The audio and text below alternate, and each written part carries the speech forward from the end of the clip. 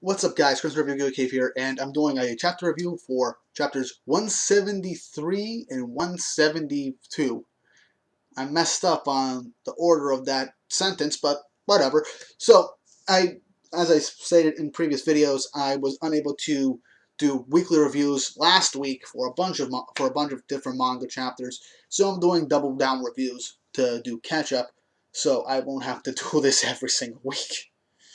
But yeah, so Promised Neverland chapter 172 and 173. Oh boy. I enjoyed it. I enjoyed them both. So starting off 172, we continue with Emma cornering Peter Rattray. Now, she, Norman, and Ray catch up to him. The guy's like, if I can kill Emma, the promise is null and void, and I win. I win as long as I can kill Emma. He has a knife ready in the back of his left hand to try and stab her the moment she gets close. He's like, go on. Don't shoot. It's fine. I'll surrender. And Emma's like, I'm not going to kill you. I don't want to kill you. Through all this, he's like, what? Why? Why aren't you going to kill me? With all the horrible things I've done, why aren't you going to kill me? And we get this beautifully placed flashback right before the attack, where Emma is talking to everyone saying that, I want to resolve all this without killing anyone. Without killing anyone. And they're all like, why? Why? With everything they've done, you can't seriously tell me you're going to forgive them. And like, but Emma, not being the classic shonen protagonist, that just goes and upright forgives them just to forgive them. She's like, I can't forgive them. I will never forgive them for all the stuff they've done. With all the family I've lost, Hugo and Lucas dying by their hands, all the innocent kids that have died for this stupid promise from a long time ago, I will never, ever be able to forgive them. She won't be able to forgive Peter Rattray. So, with that, she says that despite all that, if we keep killing and feeding into this whole circle of violence, we'll never truly be free of the past, of the promise, or from everything that's happened. That's honestly a very touching scene. And she even goes on to explain it to Peter Rattray, like, your ancestor who created the promise in the first place isn't truly evil. He did this because he thought it was for the betterment of humanity. He didn't want to cause all this suffering, but he didn't really, in his mind, he didn't have a choice. He just wanted to help both sides survive without killing each other. And it was like, if I was born into the Rattray tribe, maybe I would have done something differently. I probably would have tried to help. And she's like, if you were one of us, what would you have done? You'd probably do the same thing we did. And she goes on, like, no matter what world we go towards, even if it's filled of chaos, discrimination, death, violence, etc., there are moments where you have to just forgive. Just give them the chance to be forgiven. You don't have to fully forgive their actions or their past. Just give them a chance to at least redeem themselves or help make the world a better place. Emma has grown into a great protagonist in this whole speech right here.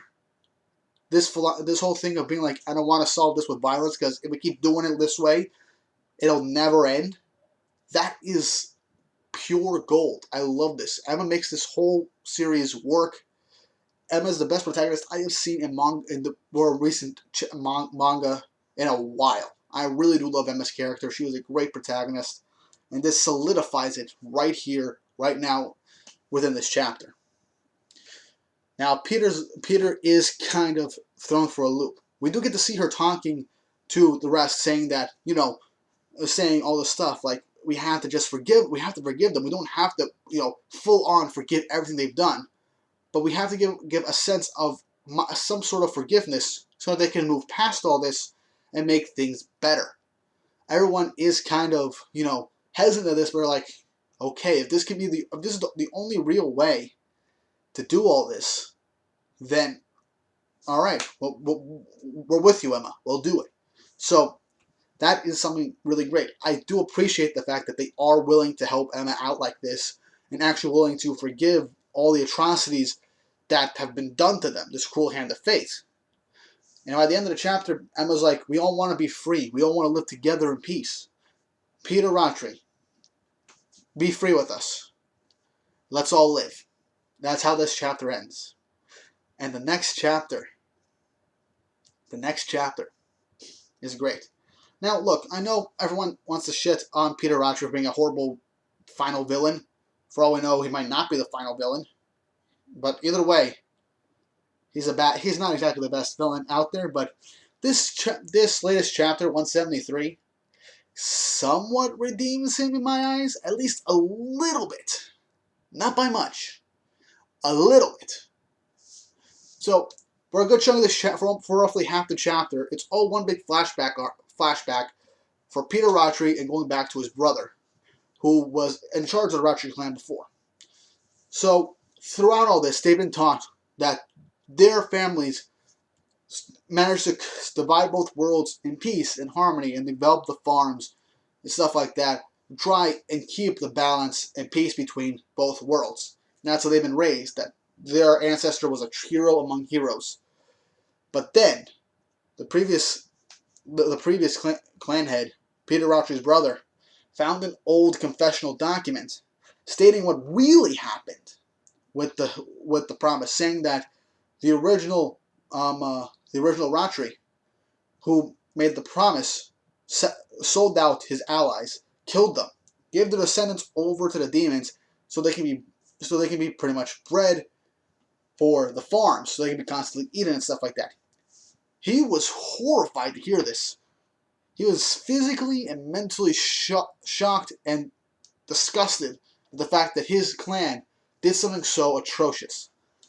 But what Peter saw, and Peter was just a kid, he was like, this is great. This isn't a curse, or everything we're doing is not a curse. It's not some type of punishment. This is heroic. Giving up all his allies and everything that he held dear for the sake of this promise to try and keep peace. It's heroic. But the older brother didn't see it that way. And so, just like that, he started to go against the clan to try and save the kids. Make the bunkers. Make Goldie Pond. And give information on ways to go back to the human world. Through all this, we do get to see that the final moments, somewhat, of the previous head of the Rattray clan. And Peter being actually shooken up at the fact that he had to have his own brother hunted down and killed. And his brother's final words is just, "I'm sorry," bringing the guy to tears. We cut back to present day. Emma's trying to convince Peter Rattray to just give up so we can all just live together in peace and freedom. Peter's like, look, I get what you're saying. You know, he's going through a whole mental breakdown right in this instance. Like, is all this punishment? Is all this just... Is my whole existence right here, my purpose in this clan, my mission, a curse? Is it really a curse? No, this can't be a curse. This can't, but is it? That is the mental state that he's in right now. But after going through all that, his memories, after seeing his memories, we come back to Emma holding out her hand to try for, peace and harmony. But Peter's like, sorry, I can't accept this. Maybe sooner I would have, but I'm sorry, I can't. The demons aren't so bad, He goes on to say that the demons aren't so bad. They're only really doing this because of, nature and stuff like that.